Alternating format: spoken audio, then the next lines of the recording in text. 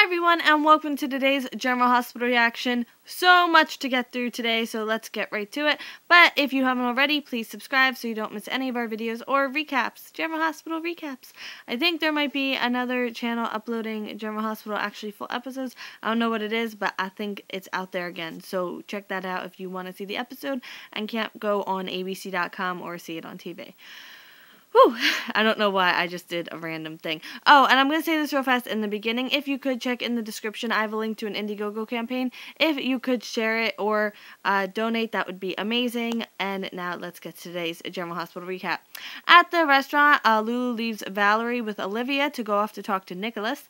And while Valerie and Olivia are talking, Olivia has pain, and Valerie brings her to the hospital. At Windermere, Rosalie is at Windermere talking to Nikolas about ELQ and how Ned has given up his shares to Franco and Nina. And Rosalie tells, oh, that's what she tells. I wrote it in the second thing. I did not read ahead. And Lulu walks in and sees that Rosalie is with Nikolas and knows that Rosalie is Michael's assistant and thinks that they're dating and thinks that's why Nikolas hasn't been picking up her calls. Lulu explains the situation to Nikolas, and Nikolas isn't buying that there just isn't enough room for Valerie in Dante and Lulu's apartment, and think that there's another reason that Lulu wants Valerie to leave.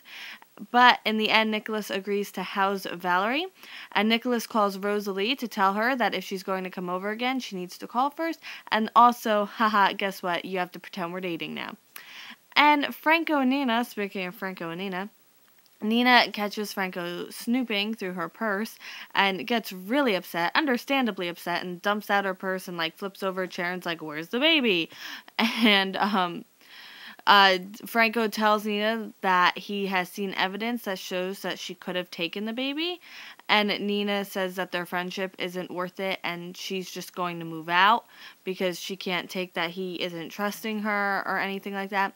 And Franco says the reason he's so worried is because he doesn't want to lose Nina again and that there won't be another insanity plea for her to take if she did steal the baby.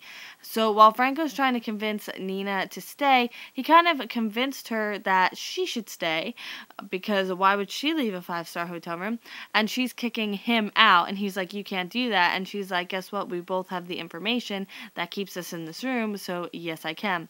So I gotta say, I kind of have like massive respect for Nina for just kicking Franco out. Not gonna lie, it's like one of the first rational, sane things she's done on the show. At Silas's place, oy vey. So Sonny wants Kiki to hide the baby before they let Dante in, and that just seems like such a good idea. And Dante lets himself in, pretty much, and tells Morgan and Kiki that Michael made an accusation, that they've staged this whole thing to frame him, and he asks where the baby is, and like 20 minutes ago, Morgan and Kiki could have answered this honestly, but now they're going to have to lie because they know where the baby is, but they're not going to tell. So Dante's immediately suspicious when he goes to search, and Sonny says, do you have a warrant? And if you don't, you're going to need Kiki's permission, and Kiki doesn't give permission. And that kind of gives him his answer. Whether I agree with that or not, that kind of gives him his answer. And Dante arrests Morgan and Kiki for drugging Michael because he's like, well, if I can't search, I can do this. So Morgan, before Dante takes him out to the police station, Morgan's like, what about innocent until proven guilty? And Dante's like, this is the real world. You can't just whine your way out of this. And meanwhile, I'm sitting on the couch like, Avery, please cry, make a sound, do something, please. But Dante leaves with Morgan and Kiki, and Carly wants Sonny to call a lawyer instead of his pilot because Sonny was so focused on getting Avery out of the country. Meanwhile, Sonny just said to Michael a few episodes ago that as long as Avery was like, that Avery would be safe whether she was with Michael, Morgan, and Kiki or whatever. But now, like, he wants to keep Avery away from Michael. So this is why my like for him is fleeting from episode to episode. And Sonny comes up with a plan that will get them out of the situation. And I was like, I don't trust it, even though I don't know what it is. And at ELQ, Sabrina stops the kiss, because her and Michael were kissing. That's where we left off last episode, almost immediately. And then Michael and Sabrina continue kissing. And Ned walks in, and Sabrina leaves, and Ned tells Michael that he gave his shares to Nina and Franco. And Michael is, of course, furious. So while Michael is trying to, like, I don't know, figure this whole thing out, Sonny and Carly come to ELQ to talk to Michael. So Sonny tells Michael that he has the baby, which I was like, okay, this could potentially effectively ruin any chance Michael and Sonny probably have of getting their relationship back. And Sonny tells Michael that his people found Avery, like, randomly somewhere. And Michael's like, where? And Sonny's like, and Michael's like, you're covering for someone. Like, no, you're covering for someone.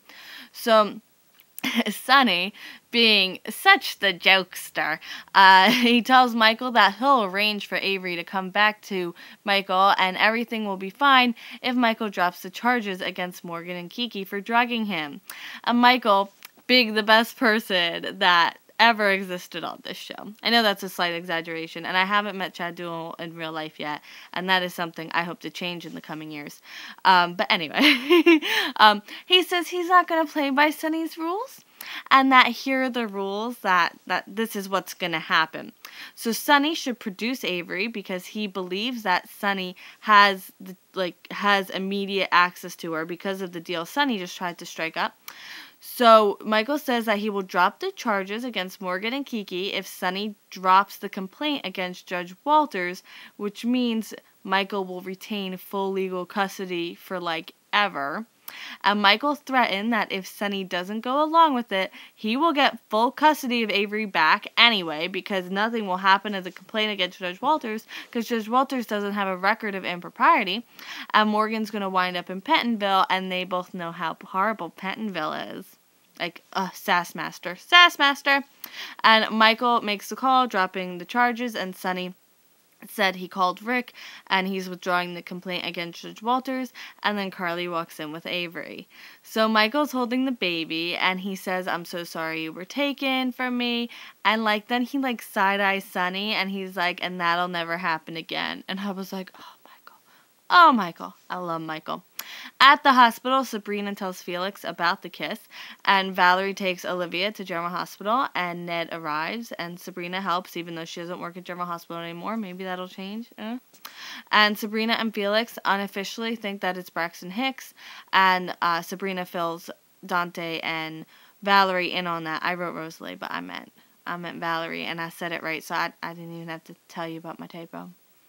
Okay, so Valerie and Dante hug, and just as they're hugging, Lulu's coming up through the elevator, and it opens, and she sees them hugging, and, oh, this is just gonna be so much jealousy, And at the police station, to finish us off, this is before the charges were dropped. So Dante puts Morgan in and Kiki in the interrogation room, and he's understandably, like, super upset, and Morgan's mouthing off, and Dante is like, he's not having it, and then he gets the call from Valerie to go to the hospital, so he leaves, and then Morgan, like, goes into this whole, like, self-pity thing, and he feels bad that he screwed everyone over, and he's made everything worse, and I'm just sitting here with the world's smallest violin, because I have no sympathy.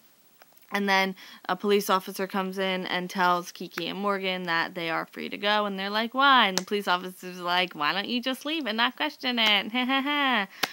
Whew. So tomorrow is, I don't know, I feel like Sonny's going to have some words with Morgan, because if it weren't for Morgan, then Sonny could continue his complaint against Judge Walters, and, Michael also makes it clear that he could refile these charges at any point, so if Sonny tries to do something to undermine, then he can have Morgan and Kiki thrown back in jail.